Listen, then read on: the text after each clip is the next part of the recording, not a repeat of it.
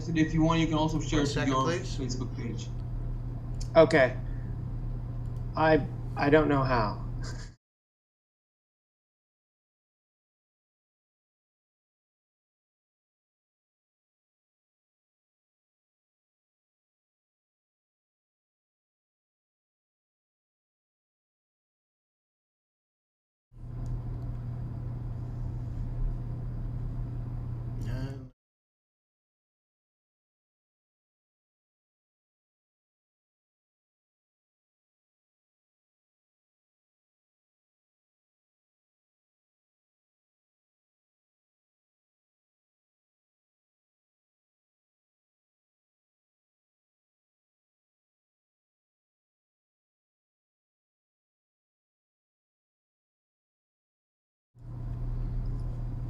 All right, welcome everybody to On the Record, hosted by Dekel Bor and presented by Shure.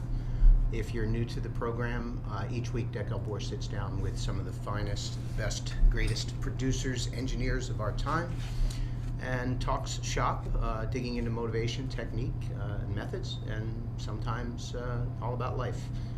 Thanks to Shure for giving us the platform here. And this week we have the great pleasure of welcoming Los Angeles native Cassidy Turbin, 5-time Grammy winner, has worked with Beck, Aloe Blacc, Keyon Harrold, and many, many more. And after the show, I urge you to go to CassidyTurbin.com/discography and take a look at the diversity and the people that this gentleman has worked with. So without further ado, I'm going to switch us over and welcome Mr. Dekel Bor to the room. Dekel.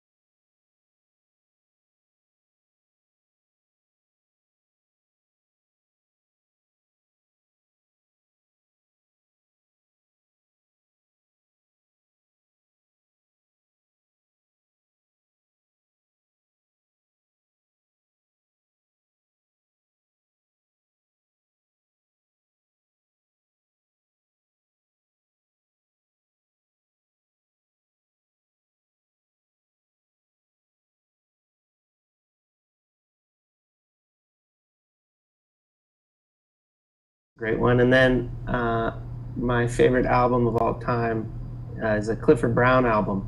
A study in Brown. Study in Brown. That's a classic. It was Max Roach Quintet. Yep. Actually, I think it's Clifford Brown and Max Roach. Maybe that's the title of it. Yeah, I'm a huge fan of that band, and they also made a couple of live albums that I'm a huge fan of. Yeah.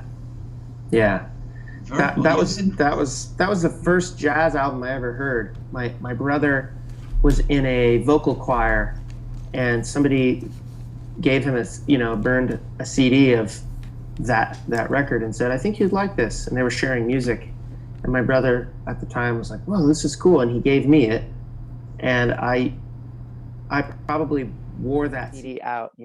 Like I use it between different cars and CD player, and my little Yeah. portable CD. I just eventually got scratched, and then I had to go to Amoeba here in LA and find an actual copy, a real copy of it. And when you listen to music, you listen mostly on vinyl, mostly on CDs, stream it. Like, what's your thing about listening? These days it is streaming. It is streaming. I have a small record collection, but currently my needle got busted somehow. I had a film shoot. Somebody shot something at my house late last year, and somehow I think they used my records and stuff. Because they think it's a good prop Yeah, exactly. for the So for the feel of it. yeah, the stylus got damaged. So I just haven't gotten around to getting another one. So Very cool. streaming and CDs. In my car, I like CDs, and then I love the notes. I'm just a big notes guy. oh Uh, yeah, me uh, too. if anyone's checking this out and want to hear some more of the Clifford Brown, I've been discovering an album by Sonny Rollins called Sonny Rollins Plus Four. This Oh Clifford Brown and Max Roach, and it's one of the very few Clifford Brown sideman gigs, and it's kind of like a major, major, major classic. I'll send you a link. wow, cool. Please do. Yeah, I also like that he has an album with Sarah Vaughan Yeah, that's really cool. Some great. yeah, They do Lullaby of Birdland, yeah. That's and an absolute classic. yeah, there's some really great solos on that. So So what was the moment for you where the bug bit you, and music was it for life? I mean, where did it all start? when I was a kid, my brother did, my older brother, his name is Jason. He was a performer. He was in Les Mis. I don't know how to say the full name in French. No one Les knows. Miserables. Les Miserables. Les Miserables. Yeah, so he was in a touring show of that, and Hmm. he danced and sang, and he was a child actor, and so I was always around music at a young age. He had one of those little karaoke machines, and I just always thought it was fun. I just always thought music was fun, and would bang around on things when I was a kid, which eventually turned into playing drums. And so And I don't when think you it play ever. drums, what kind of music? Or are you playing bands and the whole thing? Yeah, well, from the start, when I was 12 or so, I played in a couple bands, and rock bands, a lot of cover bands. That was actually one of the big things for me. Was when I was about 14, I joined a cover band, and everyone else in the band was in their 30s and 40s, and we were doing Beatles, The Police, just classic rock tunes. And being 14 years old, a lot of the music I had never heard before. Ah, Um, you know, my dad listened to Led Zeppelin, and that was like his favorite classic rock band. But other than Led Zeppelin, I didn't really know a ton of, well, the Beatles and Led Zeppelin. Um, but because my musical knowledge was limited to the records he had, I didn't know all Beatles tunes or Zeppelin tunes. So joining a cover band, getting exposed to, four other guys' favorite songs helped me as a musician, like expand my playing and my listening and just my knowledge of music. I don't think I ever really talked about this, but I moved to uh, back from New York to Tel Aviv in 2009-ish. And I was out of a gig for a while. It took me like at least 2, 3 years to start touring internationally from Tel Aviv. And in those 2, 3 years, I played in at least two cover bands. Mm. And man, I learned so much. I learned it completely changed. Like what I'm realizing now, that gave me this, it gave me such foundation of songs that are non-American jazz songs. I mean, it just gave me an actual sense of song form that is much simpler, and also taught me a lot about what makes people it is that the music either makes people move or it doesn't make people move, and that's the end of the story almost. Yeah. And it was Yeah. kind of an incredible musical experience and also social. I mean, we just had the best time. Yeah. It's, I think learning songs is in the, not in the jazz world, because I know, when people study jazz, that's all they do for a while is learn songs. Because as a jazz Yeah, musician, needing yeah, to needing to know songs is kind of essential, right? But yeah. but in the rock world or the pop world, I don't think learning songs is talked about as much as it should be in a musical education. So In how do people? How I mean, but everybody's learning by mimicking their heroes. I mean, you listen to Guns N' Roses, and you know that you can hear that they know Stones and punk and right, Elton John. I mean, it's clear. The references are clear. Aerosmith, or you listen to Stevie Wonder, and you hear a lot of Ray Charles. I mean, you know that he knows the songs. yeah, for sure. And I'm sure the great bands and artists learned a lot of other songs. And everybody knows about the Beatles. They were a cover band, right? Or Yeah. yeah, for years and years before they wrote their own music. Um, I just don't hear people out of the jazz world talk about learning songs is like an essential point to being a musician. Learning other people's songs, learning other Ah, bands' catalogs. yeah, yeah, People yeah. know of the songs, but the better musicians I know, they can just, oh yeah, I know that song. You know, I think there's a great example. You work with John Bryan, and he knows every song that ever was. right? I mean, on Yeah, any instrument for any part of that song. yeah. And I don't know his musical upbringing, but I'm fairly certain that growing up he learned songs. And you do that enough times, and there are plenty of musicians I know who can listen to a song. You might be like this. Listen to a song, and maybe you don't know what key it is, but you immediately know the chord progression. Yeah, You know? I'm kind of like that. But Okay, and cool. most of the people that I know are like that because we just learn so many songs by ear that my mind immediately goes one chord, five chord, four chord, minor four chord, 3 to 6. It immediately does all those relationships, but it's only because I've done it so often. Yeah, yeah, yeah. So That's you were playing in a cover band, and what came next? I was playing in a cover band, and we had planned to eventually write. Someone in the band was going to write some original songs. Uh, that never happened, and my older brother had started a band, and he wanted to come back. We were living in Florida. My family was living in Florida at the time, and my brother's band kind of felt like they hit a wall with what they could do as a band in the town we were in. There weren't any venues. There wasn't a music scene, and a lot of his band members, including him, they wanted to move to Los Angeles um, for various reasons, as a band and independently, each of the members. So they moved to Los Angeles, but their drummer didn't want to move to Los Angeles, and I was only 16. And I talked my parents into letting me go out and stay with my brother for the summer and play some shows with him. So I I stayed mean, with him. this has to be the biggest dream anyone could ever have. I mean, you're 16, everybody's older, you're playing gigs, there's girls there. I mean, you're in Hollywood. Yeah, What is there to it? it seemed pretty cool. I had lived in Los Angeles previous to Florida, so I was fairly familiar with what it was like out here.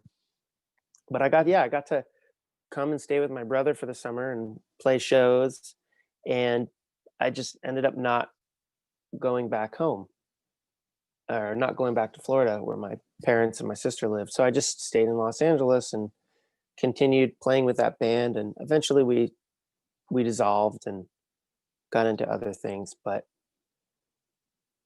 That's my And how did and so when was the switch to or when did the avenue of crafting sound came about?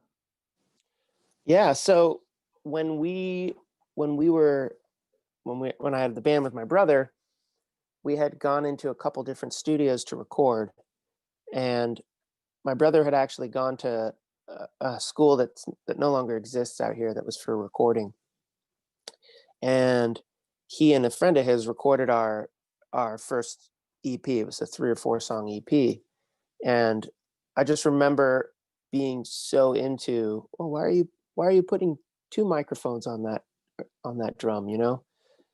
And then we would go and rehearse at our rehearsal studio, and I'd be really interested in how everything hooked up in our little PA system. And I wasn't even 18 years old then, um, but I got really into like miking and such because we were all in the same room and how we had to position ourselves. And that was kind of like the early multi mic thing. When I was younger, I'd record myself playing along to the radio, but that wasn't really rocket science. Yeah, it started with the band and then us trying to record our own demos and our own albums because we didn't have the money to go into a studio, you know? So how do you go from recording your own band with your brother and asking why 2 mics on one to winning 5 Grammys with the greatest Oh, artist alive? I mean, what's the tipping point?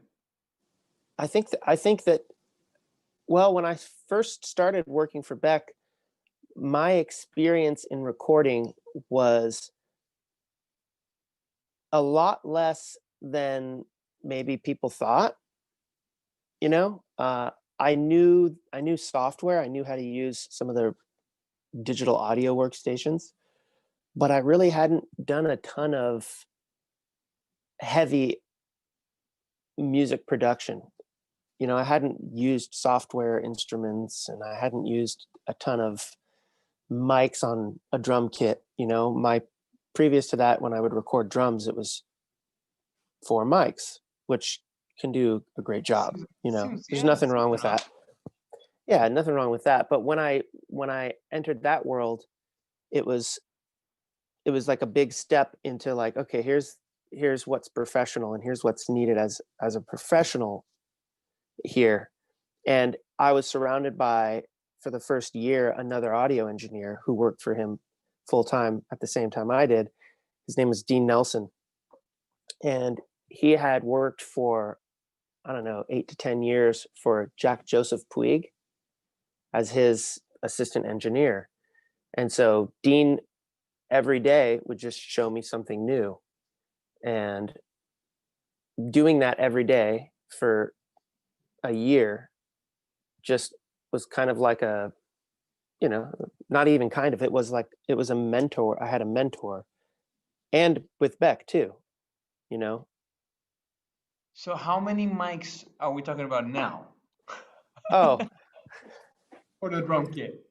I anywhere from 3 to 12, but it doesn't matter. It kind So of just were you depends what were you're you going for. starstruck at all? I mean, this is after Beck is already a god when you kind of got into that scene. I mean, it's already after, you already put your hands on the wheel and let the golden age begin, as they say.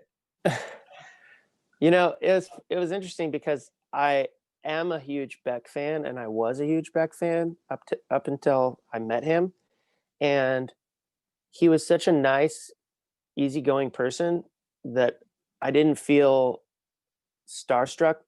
You know, I had met some celebrities before then, and they were a little bit aloof at times, and he just treated me like, "Hey, Cass, what's up? How you doing?" And but I'm guessing that there has to be a sensation Oh, of yeah, being no, at the I'll tell you. board and I'll tell you. pressing and he gets at the mic and you hear it right in front of you. No, I I was mean, just gonna say that. Yeah, there was a moment.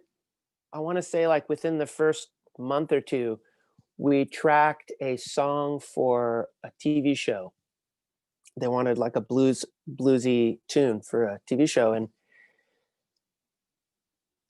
he went into the other room where his mic was, and hit record, and he started singing, and I was like, oh, there's that voice that I've heard so many Yeah. times come through all these records that I love. Yeah. Yeah. And it sounded exactly like that. And that it was a surreal moment. It was I'm sure. definitely a surreal moment. So I Yeah. want to ask you about this. You say that it sounded exactly like that. And I Yeah. almost often get a feeling that, especially being a guitarist, that these guys are not getting exactly what's coming out of my speaker. Oh, So what are we talking about? Are we talking about the correct mic placement, using like for you to get that feeling that it sounds exactly like that, exactly like it's in the room? What are we talking about? Talking about mic placement, mic choice, the right mastering. What's the secret? I think both the first two things you said, mic placement and mic choice, you know, if you're hearing your amp from 10 feet away and that's the sound you want on whatever you're recording, then shoving a mic right up in your grill isn't going to give you that immediate sound of what your amp sounds like from where you're sitting, It's just not. And when you usually record electric guitar, you both close and distance mic it? It really depends. I would say I have more close mic'd electric guitar because that's what we're going after. We're going after that close up speaker, so you can hear the speaker breaking up and all that. But I really do like to, if I am recording a close mic and I can and I have time, to put like a stereo room pair or just another mic further away, and blending that in makes it sound a little more like what you have, what you hear a guitar amp as. Yeah, yeah. You I know? feel the same way, and I also feel the same way about my using condensers between amps, because a lot of people use they mix and match amps, or they use multiple amps, Yeah, and oftentimes what you hear in a room is the mix of both amps in a room. yeah, And I mean, I always feel like the best way to kind of get that is just to use condensers in a room. It's- You know, sure, yeah, yeah, definitely. And also, even though a close-up mic on a guitar amp is not what it sounds like in the room, once you've close mic'd a guitar amp, then you have the room that you're listening in, adding room to the speaker. So like yeah. that speaker right there is going to emulate the guitar speaker that I put up a mic, and if I'm 8 feet away from those speakers, it's going to add room in here. So This close is micing a guitar amp doesn't. what you just gave me is probably the heaviest piece of knowledge of I'm serious, of guitar miking that I've probably ever heard. To be Oh, really? honest, yeah. Oh, Especially nowadays when so many people are using plugins, and they're using emulators, and using Kempers, and they're using, it's just like I want to feel that amp in the room. I want to feel that amp. I want to hear the tube break. I want to hear the speaker break. I want to feel it in the room. Like I'm just that kind of old school guy. cool. Yeah. Well, I feel like over time I've been backing mics up from amps. Like I used to just put it like, an inch away from the grill, the cloth, or right up to it. And I've found now that that close or further away has been better for me. I don't get too much room, but I also don't get the it Spiky just doesn't signal. sound unnatural. Yeah, it just doesn't sound unnatural. Yeah. I've learned a trick from a lot of really old guys like Jim Hall and that kind of people. What he used to do is he would mic right in front of the cone, and then put another mic behind the amp. If you have like an open amp, An open back. yeah, then you would put another mic there. Hmm. That was that taught me so much. It really gets you both the super attitude added to a dish one and both the Then the woofier. yeah that Yeah. it's an amazing little trick that I kind of got over the years. Cool. I have a little trick. Go give. I'm here. Yeah. Hit me. Yeah. Somebody taught me this a while ago, and it takes a little time, so I don't use it when we're in a hurry, you know? But if you have 10, 15 minutes to mic up your amp, you set up your amp, you plug your guitar in. If you're going through pedals, go through your pedal board, and then just leave your guitar sitting plugged in, so you've got your full chain going. And then get your mic just roughly placed, turn up your mic preamp really loud to where if you were to hit that guitar, it would destroy things. So don't even touch the guitar. And then put headphones on in the room where the mic and amp are, and monitor that amp through the mic. It's gonna be really loud. You're gonna hear like, you're gonna hear the amp. And you take your mic and you try to position it about a foot away or so, or a little less. Try to position it and move around the cone to where you have the highest, where you hear the hiss, where you hear the highest high frequency amount. So Okay. you're going and you're hearing like, and you go back to where you hear essentially where you're getting like the high frequencies. Yeah. And then essentially, back the mic up about 8 inches to a foot, and then turn your mic pre back down. And I've found that gives you a really hi-fi guitar sound generally. Yeah. Cool. Because you're like EQing the mic to the speaker. Yeah. Yeah. And sometimes for certain amps that ends up being dead center, but some of them it doesn't. Somehow the highest frequency comes through like just where the cone and the center of the dust cap meets the papery part. This is brilliant, because so many times I go to a studio and the guy just tells me, you want it in the front or in the center, you want more high end or less high end, and it really depends on the amp, the humidity, the volume that you're playing at, the guitar that you're playing. I mean, it's never ending. It's all those little all the cookbooks don't really apply. I mean, you're gonna have to try it for yourself. Exactly. There's no right way to do anything. Exactly. And you just brought up pedal boards, and I almost always try to, mix them in the wrong way. It's almost always the more creative way and the less cliche way. As far as the order of effects? Put your reverb before your distortion. Exactly. Or gate it and then put the overdrive, gate it and then put this. I mean, stuff like that will give you like far more interesting effects than. Yeah. Unless you're in the 80s and you want just an overdrive with reverb, which is great too if that's what you're after. Sure. Yeah. So I want to ask you about we in the jazz world, we almost always track everyone live. I mean, everybody ideally in the same room with some, separation between people, or in the same studio in separate rooms where you can see each other. But this year is kind of, everybody's sending each other tracks now because, because of COVID. But what's your take on this? I mean, how do I keep? What have you found that for you works best? What sounds best?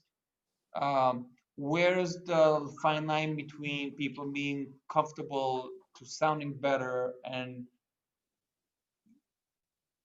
what's your take on this? Oh yeah. Well, I've never heard a record suffer from everyone playing together at the same time. That's just, there's mistakes that people may make don't sound like mistakes, and the the tone of the instrument somehow it's not that it's not as important. It doesn't seem to negatively affect the overall picture. If, let's say, the upright bass doesn't sound as great as if you were to isolate him and have him play after the fact. Like the sonic qualities may not be as like good if you were to solo up the bass and go, that sounds like a good bass. But with everyone together, even in a small room like the room I have here, when you get everybody playing together, the vibe and the, like, I don't want to get too woo woo, but like the aesthetic wavelengths going through everybody, and them collaborating in real time on music seems to beat out any of the tonal things that you would encounter tracking everybody individually, and groove things. So yeah, right now you've got people sending each other tracks, and records can sound great like that. People can make great music like that, for sure. Actually, I tried to make like a follow up to La Rula we just released. I tried to Mm-hmm. make it sound. I tried to do it that way, and after 3 tracks, we kind of gave up. I mean, it was very clear that for my music, for my guys, for the way we played together, for the way we interact in the studio, you wanted to. It's very hard to do it in a vacuum where you're by yourself with your own computer. It's Yeah, I could I see think that. it's. I could see that with the music you make, and with a lot of other artists and a lot of other types of music. I mean, it's even the fact that I have my own studio and it's a fantastic studio, and I can do as many takes as I want. That Mm-hmm. also I find affect the music negatively. I mean, there's something about being at a separate studio um, when you're on the clock and you have to do Mm. an X amount of tracks or some X amount of songs in X amount of days. There's something about that where the red light goes and it really does go. Yeah, That really kind of focuses everything and bring all the energies together, and everybody kind of rallies up and the music kind of lifts in a way that I yeah, found that when I'm sending people tracks or myself, or it's just kind of not the same. sure. And you don't have all those visual cues too, whether it's a facial expression or Yeah. something like that. I mean, And pop also, music's been made for the last 20 years, not live for the most part, like mainstream pop music. That but was I'm that's guessing the half of stuff it's you fake instruments and stuff like that, or software instruments.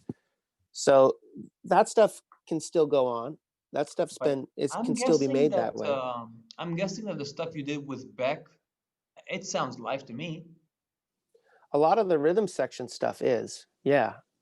Yeah, he would do bass, drums, keys, acoustic guitar, and electric guitar Yeah, live. that Yeah, I can hear that. yeah. I mean, I think he prefers that when he can, when it's that instrumentation. Of course, his last record, or his last 2 records, don't have as much of that vibe. It's a different direction Yeah, somehow. it's a different direction. So that's more, I would say that's more pop music, And pop music can mean anything now, but it's not a an acoustic based uh I don't know. I guess even Morning Phase could be considered pop by some, but I don't consider that pop In a music. good in a healthy world, it is. But Yeah. so what you usually do is you have everyone in the same live room. I mean, all the whole band. When I'm at my place and we're doing a band, I I always vouch for that. I always say we're going to get a better result. And people bring up concerns like, oh well, I'm going to get like some drums in my guitar mics, or I'm gonna Hopefully. yeah, that's the thing. Or oh my gosh, there's gonna like the piano is gonna have so much drums in it, and it's like, okay, cool. Yeah. Well, we'll record it until the song sounds good and everyone's happy with their part. And it doesn't So matter. It doesn't matter if there's drums in the and you use piano mics. and you use baffle between instruments, like if there's an upright bass or it's a piano or a saxophone. Yeah. Yeah, I have some baffles. I'm actually probably going to take this COVID time to build myself to build some big ones with a window in them. Nice. Because the ones I have work pretty well, but I can't get the drums to not travel out further. I can get things. I can put a like a horn player, for instance, behind a baffle that I have, but I can't. I would rather the horn players be out in the open and the drums be baffled off, so that if I wanted a more dead drum sound, I could get that and still get the horn and some room sound from some room mics. So if we're already talking about room mics and just specifics, what are your favorites for vocals, favorites for acoustic guitar? Like, Oh, well, let's see. I mean, my favorites are maybe always not mics that I have, but I have here a C12, an AKG C12 that was custom modified by a guy named Klaus Hein, and it's an incredible mic for acoustic guitar and vocal. when you mic an acoustic guitar, you usually try to mic it in a small room, in a big room. Like, Well, I might get in this room and behind us. I don't think you can see it. Oh, right, cool. It's about maybe about 20 feet by like 16, 18 feet wide. But my room is very I always been a fan of acoustic guitars in very small rooms. It okay. always kind of sounds best to me. Okay, cool. Yeah, this room is very dead sounding. So in some ways it's great, and then in some ways it's not great. So like for acoustic guitar, I can have the mic this close versus this close, and the only real difference is I get more low end if I bring it closer. I don't get more room if I back the mic up. But then again, if I put a room mic 15 feet away from the drum kit, it sounds like it's 6 feet away from the drum kit. Yeah. I don't have a ton of room sound in there. I see. Yeah, but yeah, when recording acoustic guitar mono, I like to do a large diaphragm, and then if doing stereo, 2 small diaphragm mics work really well, one higher and one lower, or right next to each other. Are we talking about horizontally, or are we talking about vertically? Oh, either way, you can get good. I've had good results. One low and one high, like one behind where your hand would be, and then one in between where your hands are. And then there's also a cool thing where you can put, if like this was the guitar neck, right, or the guitar, you could put one mic with the diaphragm facing down and one with it kind of facing up. So you've got like not even a left and a right, but you've got like a higher string and a lower string Wow. stereo. Yeah. It's the first time I hear about this, because I A have friend of mine told me about that, and I tried it. A friend of mine named Travis Warner. And I've tried it since then, and I thought, whoa, this is really cool, because you don't get like a really wide stereo thing like you would with that, but you get a different tone with each one of them. You can keep them centered if you want, or you can barely pan them. Wow. This is or you can great. wide pan them. Yeah, it's cool.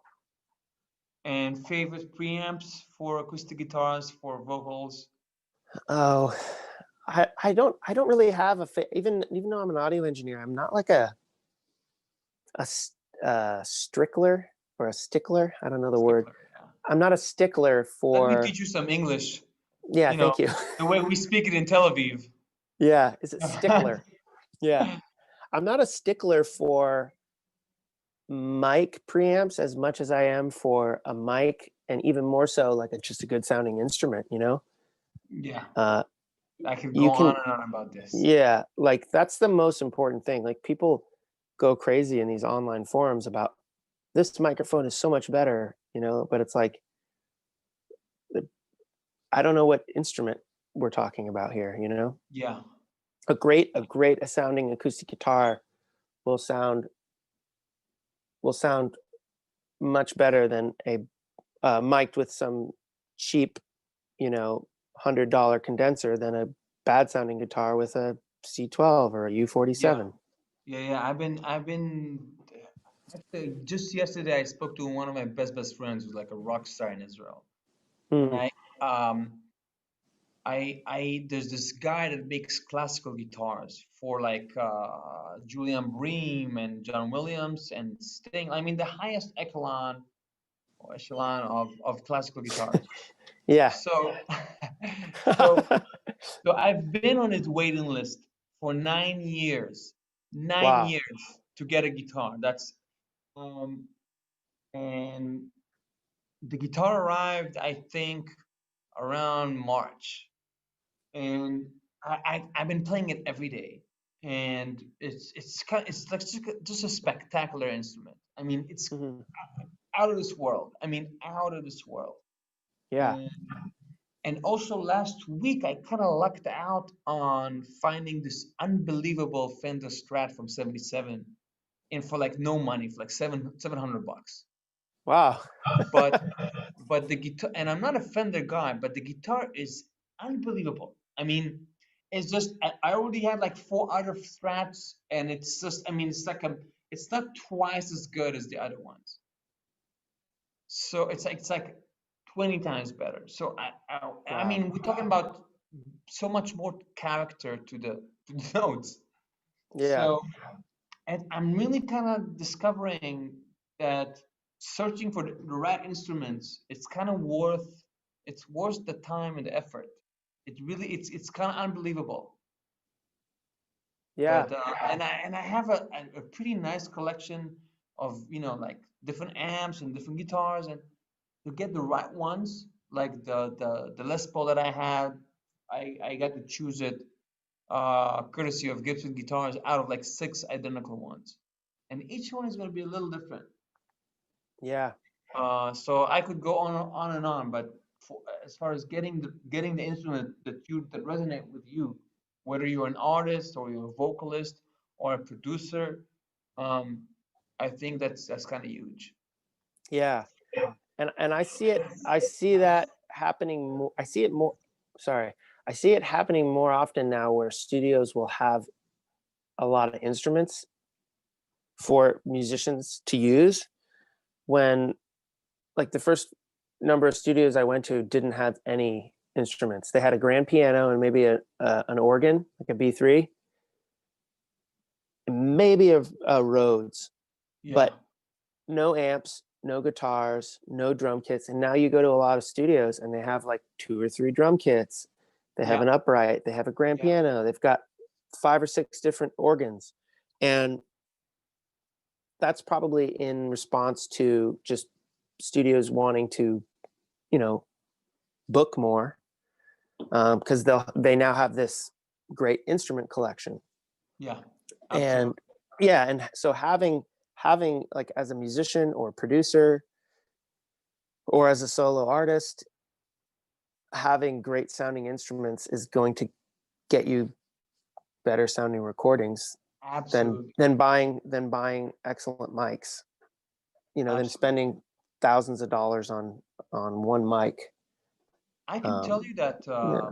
since we were on the short channel, every time that I was in the studio and someone put some fancy schmancy something in front of my speaker, I would always ask a 57 right next to it. And when we were mixing it, the 57 always ate the other one for lunch. Always. I mean, I don't Yes. remember any situation where I said, Yeah, that one sounds better. Give me 70% of that. That never happened to me. Right. In my ears. I believe it. I love the 57. And it's it's one of the most. It's like the best bargain for the price that you could ever find. Yeah. And actually, someone I spoke to 2 days ago told me that he uses 58 or 57. They use that on acoustic guitars, on pianos. I mean, I would. Yeah, I think people would be surprised if you went and tried to record an acoustic guitar with a 57 that you could get a great sounding. If you have a great sounding acoustic guitar and you use a 57 right where you would use a fancy schmancy mic, as we're calling them, I think you'd be really surprised at how good it actually sounds. Yeah, People absolutely. just shy away from it because they don't see pictures of people using those on acoustic guitar, Exactly. but they're Exactly. an incredibly useful microphone. So, last question for the day. Oh, sure. If there's what would be your dream gig as far as producing an album? I mean, people that you think that I think, well, I love jazz first and foremost. you're I already think, hired. ugh, I think a dream gig for me would be to produce and engineer like a nonette of some sort that I could put together my favorite drummer, bassist, horn players, and it would be a collaborative effort between the players, some of each one's original tunes, and we just spend a couple weeks recording and no rush and just get cool sounds, and everything is live, no overdubs. That sounds You unbelievable. know, yeah, that would be my dream. That sounds unbelievable. You know, That's a dream yeah, that we can. That's a dream that we can. We can make a reality someday. yeah, Let's get this COVID year behind us, please. and we'll Yes. take it from there. So, Cassidy, thanks so much for joining. Man, I learned so much from you today. I can't thank you enough. Thanks so Oh, much for you're coming. welcome. Yeah.